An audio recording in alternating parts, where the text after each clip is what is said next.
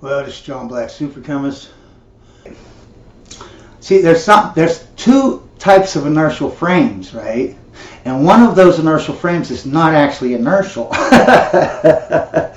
See, there's an inertial frame and there's a relative inertial frame, okay? An inertial frame would be like you're in outer space, no planets around, nothing around, you're floating, everything's floating. We all know that's an inertial frame. That's what an inertial frame is. Yeah. Now, what's a relative inertial frame? An example of a relative inertial frame would be a spaceship that is going at 9.8 meters per second squared, accelerating through the space, right? Now, he is an accelerating frame of reference. But if there's a man inside the spaceship, the man in the spaceship will be accelerating at the same rate, right? Because the floor's going to come up and then take the man away, and whatever the floor, the rate of the floor speed is or whatever acceleration, that's what the man's going to get, right? They're going to be in the same frame at that point, right? Now, relative to each other, first of all, they're both in an accelerated frame of reference, right? Because the spaceship's moving at 9.8 meters per second squared, and so is the man as soon as the floor touches the man, right? So they're both in an accelerated frame of reference. But since they're in the same accelerated frame of reference, relative to each other, we can say that they are in their relative inertial frames, okay? They're only inertial relative to another frame that is accelerating at the same rate, okay? So if you have a spaceship that's going 9.8 meters per second squared, the Earth has the acceleration of 9.8 meters per second squared. They are both accelerated frames of reference. But if we want to compare them to each other, we can say that they both have they're both relative inertial frames. Just like a person, that's why we do on the Earth, right? The Earth and the man standing on the Earth, they're accelerating at the same rate, right? So relative to each other, they're standing still, right? The man and the surface of the Earth, they're standing still relative to each other, right? Okay, but the definition of a relative inertial frame is having two accelerating frames, and both of those accelerated frames are accelerating at the same rate, and so relative to each other, we call them relative inertial frames. But you see the definition. You see the definition, right? A relative inertial frame is two accelerated frames that we pretend are inertial, okay? Because all the physics is going to be the same, right? For the ground, and for me standing on the ground, we're going to have the same physics. If the ground did a whole bunch of physics and I did a whole bunch of physics, we get the same results, right?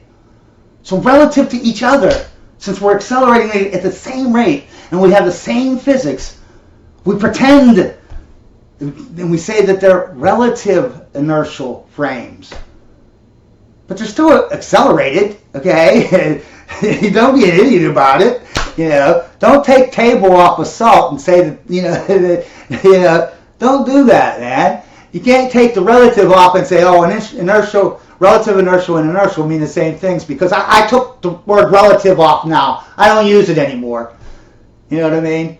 Because nobody, like 60 years, 100 years ago, no one used the word relative inertial. We just understood. We just weren't woke. You know what I mean? It's the same as that thing where every frame of reference is valid. No. See, we said that a long time ago because everyone was normal. But now that we're woke, we need to change that. No, if you can't just outright lie. Okay, what Einstein was saying was, or what he meant was, the physics and the math, whatever that dictates your frame of reference to be, then that frame of reference is valid. Okay, but you can't. The math and the science and the experiments. You drop 1,000 objects and they all accelerate. So obviously the math and the physics experiments tell you you're an accelerated frame.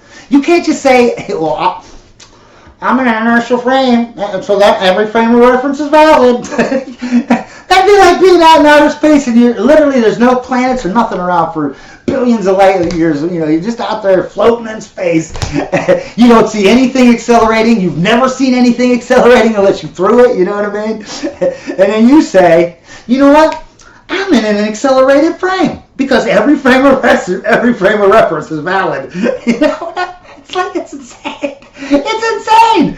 That's what Dave's saying. He's saying, well, I believe in my heart of hearts that the Earth is an inertial frame of reference. Yeah, I know the math, I know the physics, and I know common sense and logic says that it's an accelerated frame of reference. I know everything in this frame of reference accelerates when I drop it, but I don't care. Because I was told all my life that every frame of reference was valid, even if I lie through my teeth, even if I lie through my woke, dirty teeth. You know what I mean? It doesn't matter. It's just as valid. No. No, when you outright lie because you're woke, but you're woke lies, yeah, your frame of reference is invalid. All frames of reference are valid if, according to the math and the physics experiments that you did. Not what you're feeling, not what your emotions tell you, okay? This is insane. Okay, I want you to look at all these pictures. The first three are spaceships moving 9.8 meters per second squared. They all have the same physics. Drop a ball standing there in the car, flying around in a plane because your ship is so big. The ball does the same thing. Accelerates down at 9.8 meters per second squared. Here's the Earth. Same things happen. You got a man in a car, a man in an airplane. All three instances, you drop a ball, the ball falls straight down at 9.8 meters per second squared. They all have the same physics. So all six of these literally have the same physics. Let's go down to the last three. Those ones are out in outer space, no planets around. They all float. They all get the same physics in those three things, whether they're standing there floating, or they're floating in a car, or they're flying around in a plane. They get all the same physics. You can't tell the difference between these three frames. These frames. Okay, first listen to what Professor Dave's saying. Okay, he's saying that these are all inertial and these are all inertial, but he's also saying all inertial frames have the same physics results. We can see that's a lie. Okay, now what sounds more logical, what he's saying or this? This is an inertial frame. They all have the same physics. All inertial frames have the same physics. You will be floating. You will hold a ball out or a lighter or anything and it will float. See, on Earth it don't do that. That's inertial, okay? These six things, everything is accelerating at 9.8 meters per second square here. Same thing up here. If everything in your Jesus Christ, if everything in your frame of reference is accelerating, then you're in an accelerated frame of reference. What the hell, man? That's why they try to say non-accelerating and non-inertial. They want to confuse you because it makes you sound like a fool saying everything in your frame of reference accelerates. Literally 100% of the things accelerate, but you're not in an accelerated frame of reference. Yeah, that makes sense. Oh, yeah. So remember, this is real inertial. These, all six of them are accelerated because you're accelerating. Everything is accelerating in these examples, right? But what about this man compared to this planet? Okay, these two are actually standing still relative to each other because they're in the same frame of reference. They're both accelerating at 9.8 meters per second squared. That's what a relative inertial frame is. These two compared, when you're talking about a relative inertial frame, relativity, you need two things, right? You can't just have one, because how would you compare them? How are they relative to each other? So you need two things, right? So what's a relative inertial frame? First of all, we know that there has to be two things, right? These would be the two things, right? Right? Why are they're not?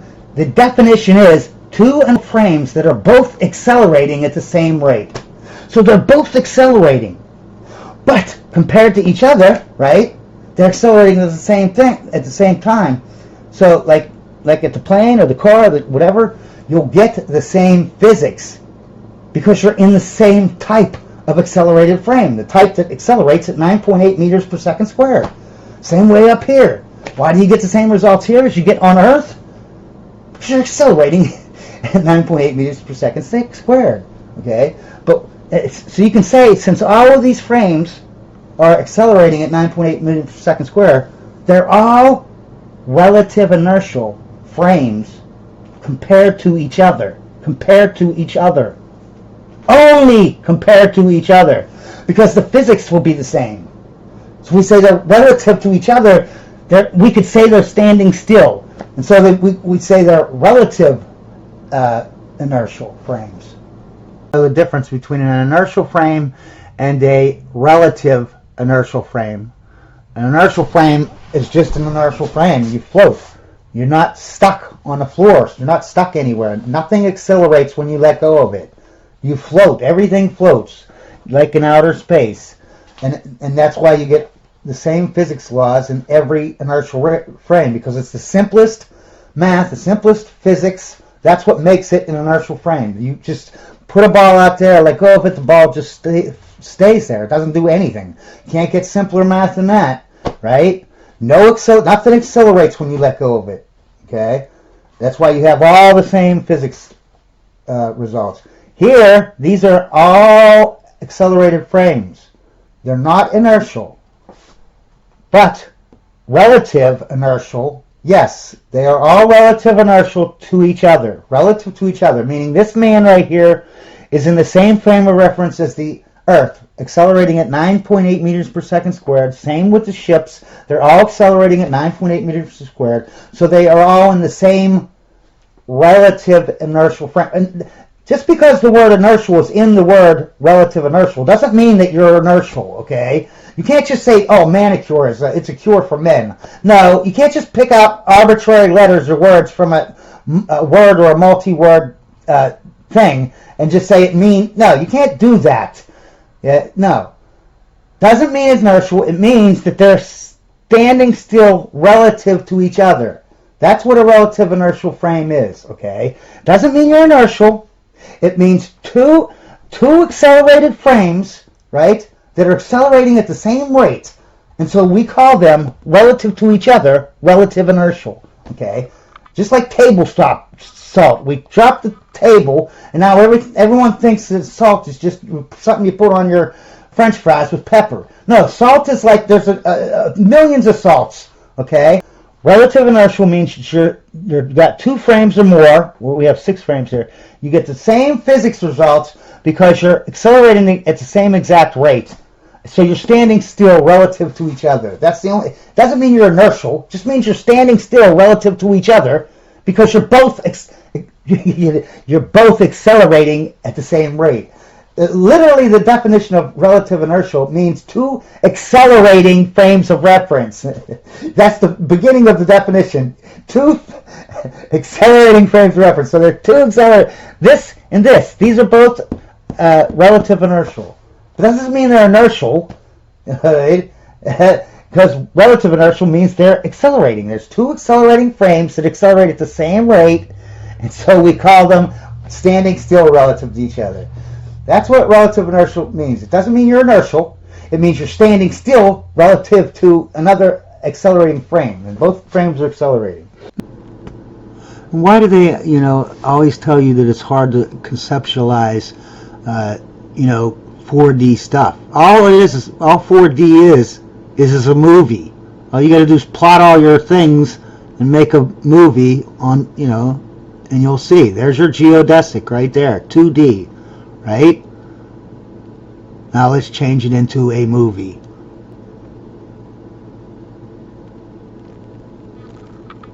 Motionless, we do not perceive the fact that it has a motion through time. From our point of view, we experience the world instant after instant.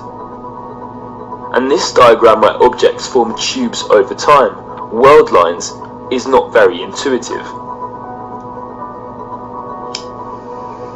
Our last step will therefore be to slice this diagram, to cut it up instant by instant, in order to form an animation which includes time.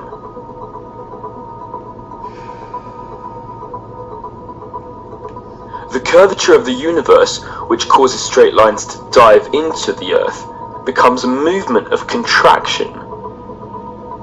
The rate of this contraction is constant and perpetual because the curvature of space-time, which depends only on the mass of the Earth, is always the same.